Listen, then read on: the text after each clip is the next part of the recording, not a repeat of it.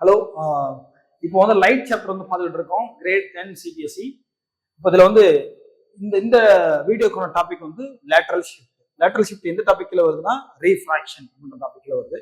ரீஃப்ராக்ஷன்னா என்ன ஆக்சுவலா? ரீஃப்ராக்ஷன் அப்படின்றது லைட்டை one medium to another medium நம்ம அனுப்புறோம். ஒரு மீடியத்துல இருந்து இன்னொரு மீடியத்துக்கு லைட் பாஸ் ஆகுது.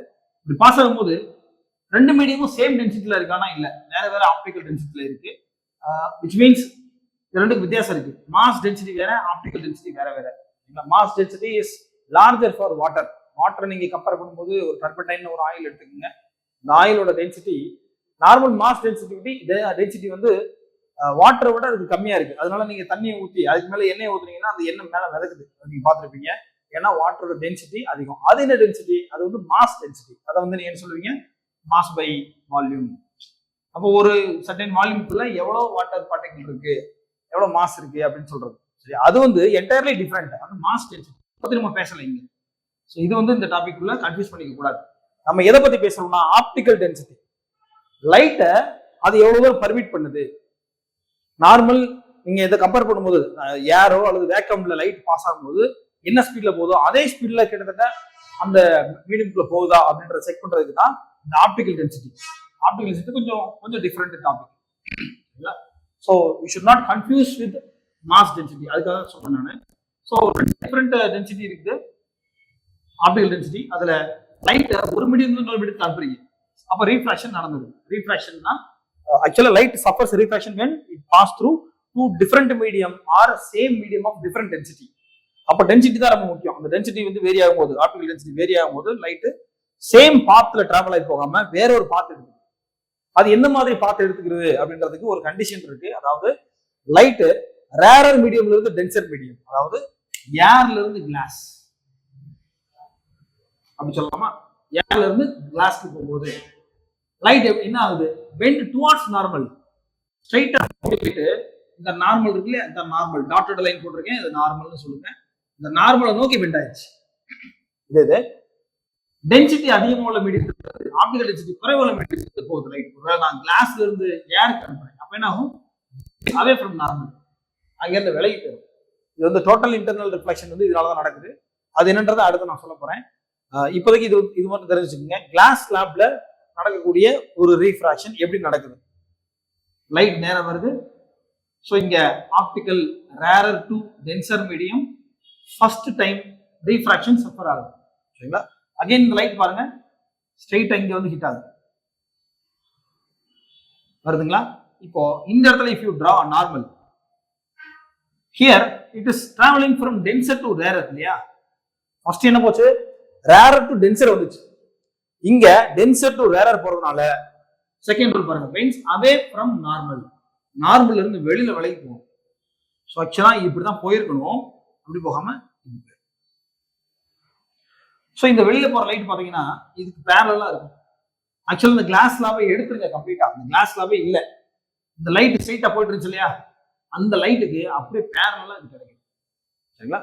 அதனால இது பேரலல் ஷிஃப்ட் அப்படின்னு சொல்லலாம், அல்லது லேட்ரல் ஷிஃப்ட் அப்படின்னு சொல்லலாம். ஸோ இதுதான் லேட்ரல் ஷிஃப்ட். இதுக்கு வந்து கொஸ்டின்ல கேட்கறாங்க அப்படின்னா, சிபிஎஸ்சில கொஸ்டின் கேட்கும்போது நீங்க வந்து அப்படியே இதை நேம் பண்ணி எழுதிக்கணும். அதாவது ஏஓ அப்படிங்கிறது இன்சிடென்ட் ரே அப்படின்னு சொல்லணும் இந்த இடத்துல எழுதும்போது.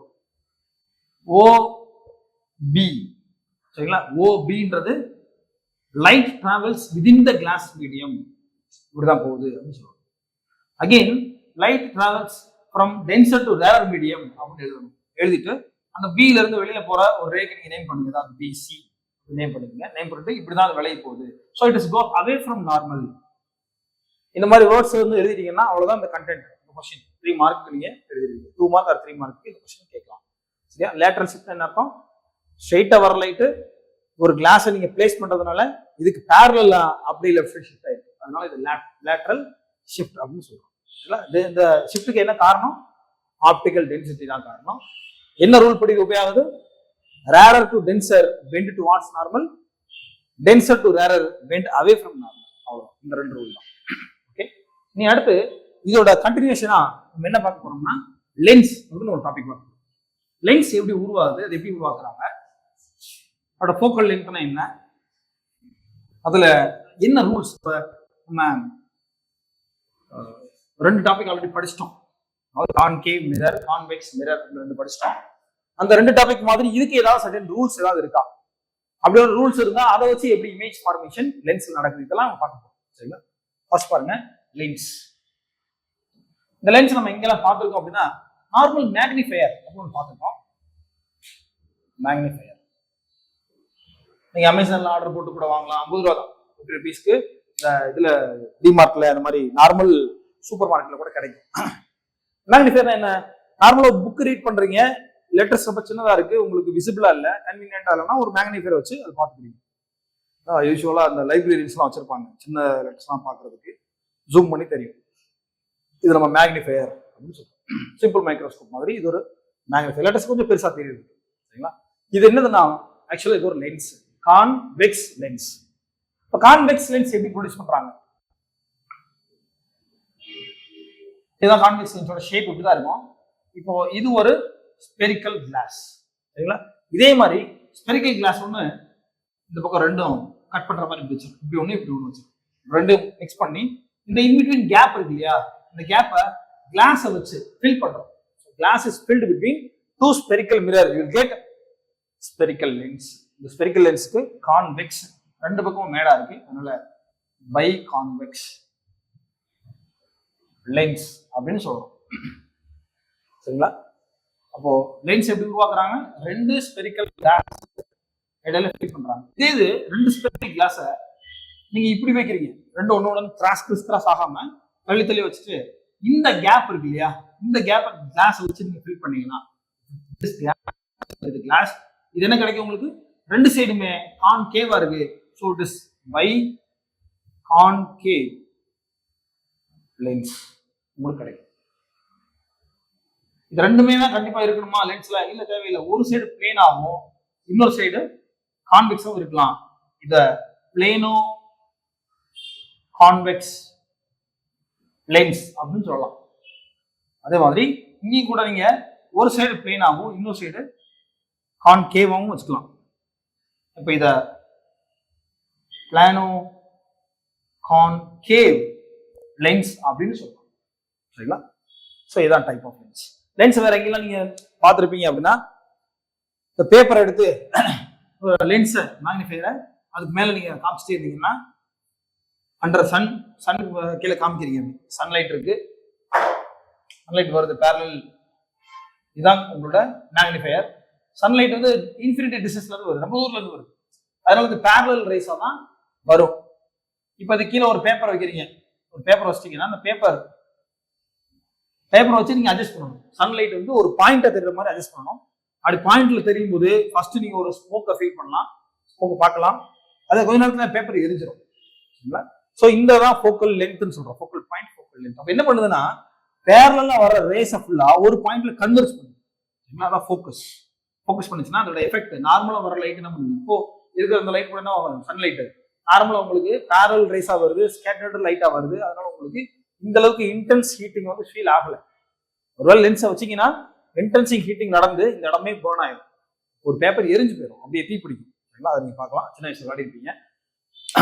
ஸோ இதெல்லாம் வந்து லென்ஸ் வந்து ப்ராக்டிக்கலா நீங்க பார்க்குற இடங்கள். இதோட அப்ளிகேஷனா நம்ம டெலிஸ்கோப்ல, அது மாதிரி மைக்ரோஸ்கோப்ல, காம்பவுண்ட் மைக்ரோஸ்கோப்ல எல்லாம் கூட 12th கிரேட்ல இதை பத்தி படிக்கலாம். சரிங்களா? ஸோ இப்போ லென்ஸ்னா நார்மலா மேக்னிஃபையர் பெருசாக்கி காட்டக்கூடியது, அல்லது வேற எப்படி சொல்லலாம், அந்த பேர்ன் பண்றதுக்கு, ஈவன் மிரர்ஸை கூட அந்த பேர்ன் பண்றதுக்கு யூஸ் பண்ணலாம். இப்போ நீங்க வந்து கான்கேவ் மிரர் இருக்கு, நம்ம கான்கேவ் மிரர் ஆல்ரெடி பார்த்துட்டோம், இந்த டாபிக்ஸ்ல பார்த்துருக்கோம். கான்கேவ் மிரர் ஒன்று வைக்கிறோம், பேரலல் பீம் ஆஃப் சன்லைட் வருது, இதுதான் சன்லைட் வருது. இப்போ ஃபோக்கல் பாயிண்ட் நம்ம கண்டுபிடிச்சு வச்சுக்கணும், இதுதான் ஃபோக்கல் பாயிண்ட் கண்டுபிடிச்சு வச்சுக்கணும். இந்த ஃபோக்கல் பாயிண்ட்ல லைட் ஃபுல்லா இங்க தான் கன்வெர்ஜ் ஆகுது. சோலார் ஸ்டவ் கேள்விப்பட்டிருப்பீங்க, சோலார் ஸ்டவ்ன்றது இதுதான். வர லைட் ஃபுல்லா அப்படியே பேரலல் பீம் வந்து ஒரு இடத்துல ஃபோக்கஸ் ஆகும், அந்த இடத்துல வைக்கப்படுற சாப்பாடு குக் ஆயிடும், ரைஸ் குக் பண்ணிடலாம் ஈஸியா சோலார் ஸ்டவ் வச்சு. இப்படிதான் குக் பண்றாங்க சோலார் ஸ்டவ். ஸோ இதெல்லாம் லென்ஸ் அண்ட் மிரர்ஸோட practical, some of the practical applications. லென்ஸை ஒரு ரே ஆஃப் லைட் வச்சு அனுப்புனீங்கன்னா இந்த லென்ஸ்ல எந்த மாதிரி ரூல்ஸ் வந்து கிடைக்குது. ரூல்ஸ் எல்லாம் இருக்குது இதுக்கு. இது பிரின்சிபல் ஆக்சிஸ், இது ஆப்டிக்கல் சென்டர், இது F1, இந்த பக்கம் இருக்குல்ல இது F2, அப்படி இன்னும் கொஞ்சம் சேம் டிஸ்டன்ஸ் எக்ஸ்டெண்ட் பண்ணீங்கன்னா 2F1, இத 2F2. இதுக்கு நம்ம மிரர்ல பார்த்தோம் இல்லையா, ஸ்பெரிக்கல் மிரர்ல கான்வெக்ஸ் கான்கேவ் ரெண்டுலயும் பார்த்தோம். சில ரூல்ஸ் எல்லாம் இருந்துச்சு. ரூல்ஸ் வச்சு தான் இமேஜ் ஃபார்மேஷன் போட முடியும். அப்போ இது வந்து ரூல்ஸ் ரொம்ப முக்கியமாயிடுச்சு. பேரலல் பீம் ஆஃப் லைட் நீங்க அனுப்புறீங்க, இந்த ரூல் நம்பர் 1. என்னது? Rule 1. Parallel rays you sent, the light goes through focus. சொன்ன மாதிரி தான் அங்க எப்படி படிச்சோம்? Concave mirror, principal axis, parallel ray goes through focus. இப்படி படிச்சோம். ரெண்டுக்கும் என்ன வித்தியாசம்? parallel focus அது மட்டும் ஞாபகம் வச்சுக்கங்க. parallel இருந்துச்சுன்னா focus வழியா போகும், அவ்வளவுதான். இதுக்கும் parallel தான் அனுப்பிச்சோம், focus வழியா தான் போகுது. ஆனா லெஃப்ட் சைடு போல ரைட் சைடு போகுது. Because this is ஒபாக். இது வந்து அந்த சைடு லைட் அனுப்பல, ரிஃப்ளெக்ஷன் தான் பண்ணுது. பட் இங்க ரீஃப்ராக்ஷன் நடக்குது. மீடியம் ஒரு மீடியத்துக்கு இன்னொரு மீடியத்துக்கு போகுது, அகைன் அங்கிருந்து இன்னொரு மீடியத்துக்கு டிராவல் ஆகிடும். சரிங்களா? which means rarer to denser, again to rarer, rarer to denser, denser to rarer, double time refraction நடந்து போறதுனால கன்வர்ஜென்ஸ் அதிகமா நடக்குது. ஸோ இந்த லென்ஸ் ஜென்ரலாவே கன்வர்ஜிங் லென்ஸ் சொல்லலாம். என்ன லென்ஸ் இது? கன்வர்ஜிங் லென்ஸ் அப்படி சொல்லலாம். ஓகேவா? ஸோ இப்போ வந்து வேற ஏதாவது ரூல் இருக்கா அதுக்கு? ஆமா, இன்னொரு ரூல் இருக்கு. இன்கேஸ் நீங்க ஃபோக்கஸ் வழியா அனுப்புறீங்க, அதுல பார்த்து அதே ரூல் தானே. பேரலா அனுப்புறோம், ஃபோக்கஸ் வழியா போச்சு. திரும்ப ஃபோக்கஸ் வழியா அனுப்பும்போது பேரலா போகணும். இதுதான் அந்த ரெண்டு ரூல். இப்போ இங்க பேரலா அனுப்பியிருக்கேன், ஃபோக்கஸ் வழியா போயிருக்கு. அப்போ நீங்க ஃபோக்கஸ் வழியா அனுப்புங்க, என்ன ஆகும் பார்ப்போம். ஃபோக்கஸ் வழியா அனுப்புறீங்க, பேரலா. புரிஞ்சா? இதுதான் இந்த ரெண்டு ரூல். அப்புறம் சென்டர் வழியா அனுப்புனா ஒரு வேலை, இதுதான் ஆப்டிகல் சென்டர். இது வழியா அனுப்புனீங்கன்னா சென்டர் வழியா போச்சுன்னா அப்படியே தான் போயிடும், ரிஃப்ளெக்ஷன் நடக்கல, ஆனா டைரக்ஷன் மாறாது. சென்டர் வழியா அனுப்புனீங்கன்னா அப்படியே போயிடும். சென்டர்ல நீங்க ரிவர்ஸ் இப்படி அனுப்பினாலும் சரி, இப்படி அனுப்பினாலும் சரி, அதுல இருந்து வேற ஆங்கிளுக்குலாம் மாறுறது இல்லை. சென்டர்ல அனுப்புனீங்கன்னா ஸ்ட்ரெயிட் அப்படியே போயிடும். ஸோ இதெல்லாம் ரூல்ஸ். இந்த ரூல்ஸை வச்சு எப்படி இமேஜ் ஃபார்மேஷன் நடக்குது. ஸோ நெக்ஸ்ட் வந்து லென்ஸோட ரூல்ஸ் படிச்சுட்டோம். ரேஸ் அனுப்புனா எப்படி போகுதுன்னு. இதை வச்சு என்ன பண்ண போறோம்னா, இது